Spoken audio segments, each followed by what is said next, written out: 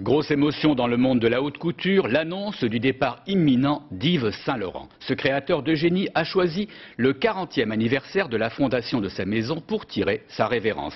L'âme sensible et prise de beauté n'aura peut-être pas résisté à la forte pression du monde des affaires. À 65 ans, Yves Saint Laurent ne jette toutefois pas l'éponge, il prend plutôt du recul. Sabine Gorny.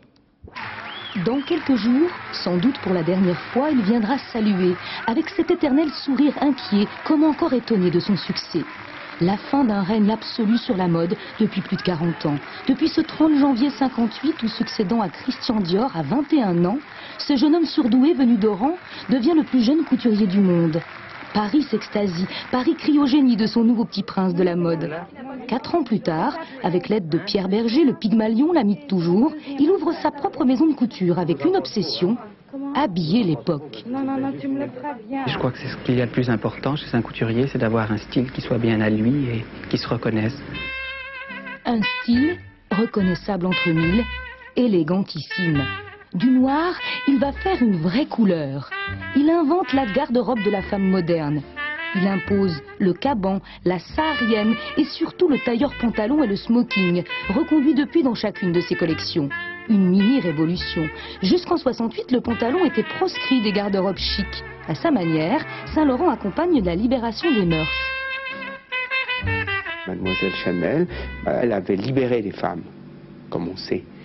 Et moi, je pense que Saint Laurent leur a donné le pouvoir. Un esprit libre, Saint Laurent, le premier à défiler pour la fête de l'humanité. Le premier à poser nu pour son parfum au goût de scandale. Le premier à offrir à 2 milliards de téléspectateurs le plus grand défilé rétrospectif du monde. Le premier à être entré de son vivant au musée, auprès des peintres qu'il a dans sa mode si souvent célébrée. L'art, qui lui seul peut consoler cette âme tourmentée.